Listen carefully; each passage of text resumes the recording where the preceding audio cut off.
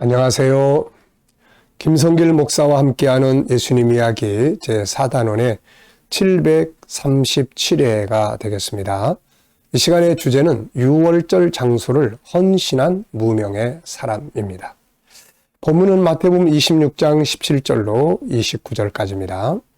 무교절의 첫날에 제자들이 예수께 나와서 이르되 6월절 음식 잡수실 것을 우리가 어디서 준비하기를 원하시나이까? 이르시되 성한 아무에게 가서 이르되 선생님 말씀이 내 때가 가까이 왔으니 내 제자들과 함께 6월절을 내 집에서 지키겠다 하시더라 하라 하시니 제자들이 예수께서 시키신 대로 하여 6월절을 준비하였더라. 저물 때 예수께서 12 제자와 함께 앉으셨더니 그들이 먹을 때에 이르시되 내가 진실로 너희에게 이르노니 너희 중에 한 사람이 나를 팔리라 하시니 그들이 몹시 근심하여 각각 여짜오되 주여 나는 아니죠. 대답하여 이르시되 나와 함께 그릇에 손을 넣는 그가 나를 팔리라.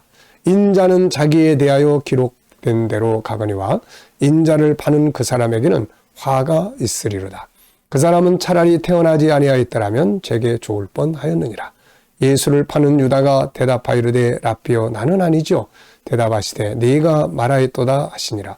그들이 먹을 때 예수께서 떡을 가지사 축복하시고 떼어 제자들에게 주시며 이르시되 받아서 먹으라. 이것은 내 몸이라 하시고 또 잔을 가지사 감사하기도 하시고 그들에게 주시며 이르시되 너희가 다 이것을 마시라.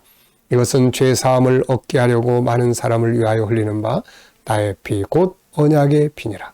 그러나 너희에게 이르노니 내가 포도나무에서 난 것을 이제부터 내 아버지의 나라에서 새 곳으로 너희와 함께 마시는 날까지 마시지 아니하리라 하시니라. 아멘. 예수님께서 6월절을 보내시는 내용인데요.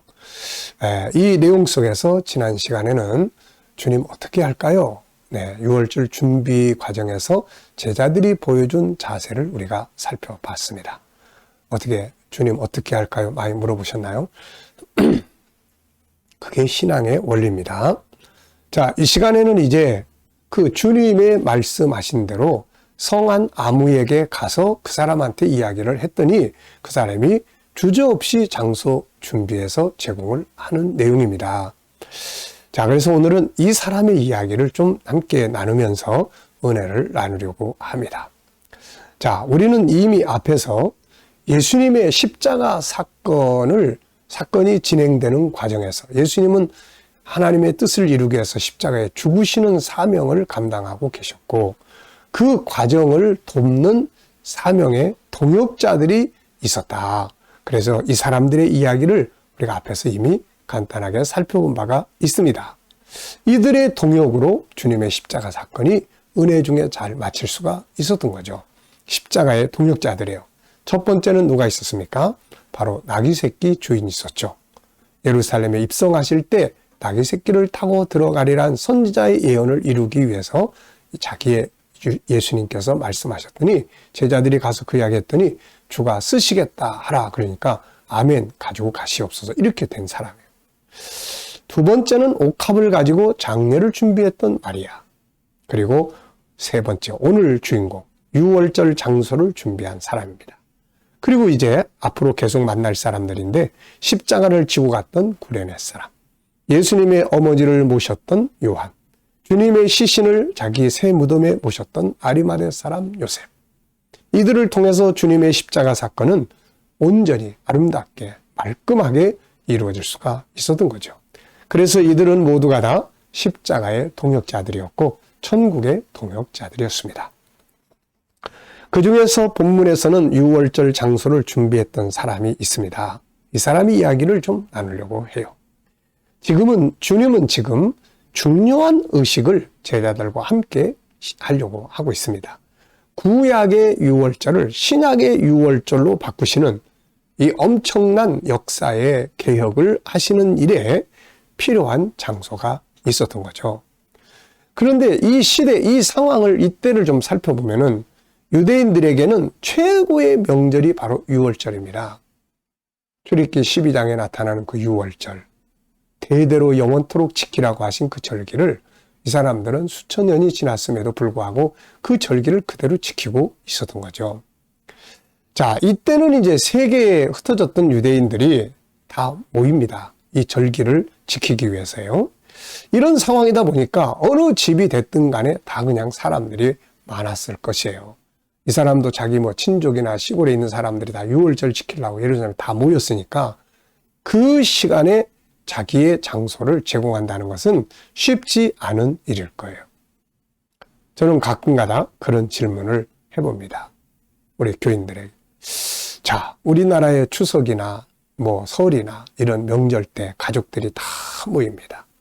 그래서 집이 좀 넓어도 이방 저방 다 이제 친지들이나 가족들이 많이 모여 있게 되는데 그때 제가 딱 나타나가지고 집사님, 제가 오늘 우리 KTM 목사님들하고 회의를 좀 해야 되겠는데 장소 좀, 방 좀 하나 빌려주시겠습니까? 이거하고 비슷한 거예요, 이게. 자, 만약에 그렇다면은 어떻게 할까요? 아, 목사님, 오늘 우리 가족들이 다 모여가지고 방이 없는데 어떻게 할까요? 보통 이렇게 되지 않을까요? 그리고 수근수근. 아니, 목사님은 지금 절기가 어떤 절기인데도 모르시고 무슨 말씀하시는 거야? 분명히 이렇게 나오는 것이 일반적인 상황일 수 있단 말이죠. 이 사람도 마찬가지죠. 최고의 절기입니다. 자기 나라에서만이 아니라 온 세계에서 다 모여드는 나라. 이 날에 장소 좀 내놔라 하는 것이 이게 쉬운 일이 아니란 말이죠. 그런데 이 사람은 지금 수많은 사람들이 모여서 장소를 제공할 수 없을 정도의 상황 속에서 주님이 말씀하신 것을 그대로 순종합니다. 아, 그렇습니까? 이 장소, 여기서 하시면 됩니다. 장소를 내놓는 거야. 자, 마태복음과 누가복음의 이 내용을 좀 비교해서 다시 한번 읽어볼게요. 자, 마태복음 26장 17절. 무교절의 첫날에 제자들이 예수께 나와서 이르되 유월절 음식 잡수실 것을 우리가 어디서 준비하길 원하시나이까? 그랬더니 예수님이 이르시되 성한 아무에게 가서 선생님 말씀이 내 때가 가까이 왔으니 내 제자들과 함께 유월절을 내 집에서 지키겠다 하시더라. 이렇게 말씀하라는 거예요.